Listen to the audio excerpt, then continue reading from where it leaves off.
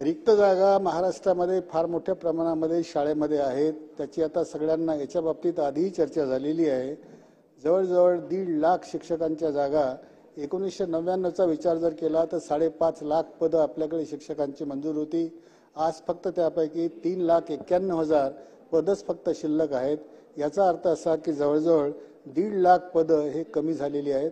आणि याचं कारण महत्त्वाचं असं आहे की संच मान्यतेच्या संदर्भात 15 मार्च 2024 रोजी जो काढलेला GR आहे तो अत्यंत घातक आहे. त्याच्यामध्ये मातृभाषेतून शिक्षण घेण्याची महत्वाकांक्षा ठेवणारी जी मुलं आहेत त्या मुलांचं शिक्षण हे त्या भाषेमधून आपल्या मातृभाषेच्या शाळेमधून होऊ शकणार नाही. कारण त्या ठिकाणी शिक्षक नाही आहेत. जे साधनं लागतात ती साधनं आपण उपलब्ध करून देऊ शकत नाही.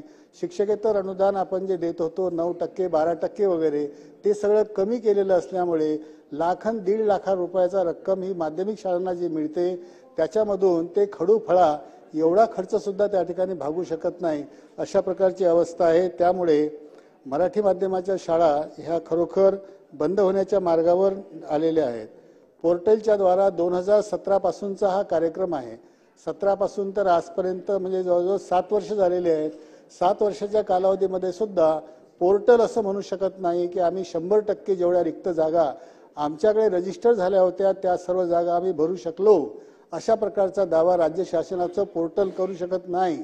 आणि त्याच्यामुळे शेकडो शाळांमध्ये आजही रिक्त जागा उपलब्ध आहेत. अल्पसंख्याक संस्थांच्या बाबतीत तर फार मोठा घोळ आहे.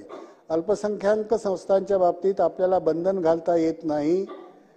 सुप्रीम कोर्टाचे 2 निर्णय आहेत. TM पाईचे आहेत आणि सेंट झेवियर अहमदाबाद या 2 ठिकाणचे सुप्रीम कोर्टचे निर्णय आहेत.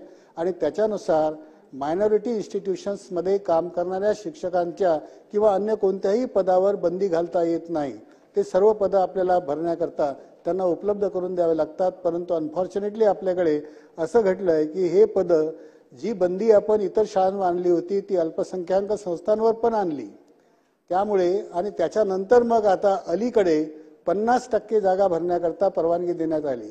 या 50%च्या नंतर आणखी दुसरा घोळ असा केला आहे की जसं त्यांनी ही मोठी विसंगती आहे. ज्या शाळा अल्पसंख्याक नाहीत त्या शाळांना 100% जागा भरण्याची परवानगी, त्यांना मात्र 50% अल्पसंख्याकाला, जेव्हा की ते मोठे प्रिव्हिलेज्ड आहेत. त्या जागा भरण्याच्या संदर्भात राज्य शासनाने तातडीने कारवाई करण्याची आवश्यकता आहे. विना अनुदानित शाळा ज्या आहेत त्यांना 100% अनुदान देण्याचं धोरण 89 पासूनचं आहे. त्यानंतर 2000 मध्ये ते रिवाईज झालं. 20 ते 100%, नव्या वर्षी 100% अशा प्रकारचं हे प्रचलित धोरण आहे.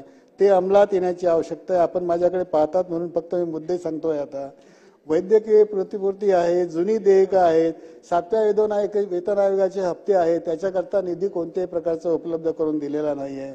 तो देण्याची आवश्यकता आहे. शिक्षण सेवक सारखी योजना आहे. आणि याशिवाय ग्रामीण भागामध्ये 10 पेक्षा कमी पट असलेल्या शाळा याच्यामध्ये दुसरा शिक्षक जो आहे तो कंत्राटी आहे. तो जर कंत्राटी दिला तर तो काम करू शकणार नाही. म्हणून त्या ठिकाणची म्हणजे शिक्षण सेवक योजना आणि कंत्राटी ह्या दोन्ही ज्या योजना आहेत त्या रद्द होण्याची आवश्यकता आहे. मुंबईमध्ये साहेब अनधिकृत शाळा आहेत, 229 शाळा आहेत. लहान सहान अटी ज्या आहेत त्या अटी जर शिथिल केल्या त्या ठिकाणी जवळजवळ 1 लाख विद्यार्थी शिक्षण घेत आहेत.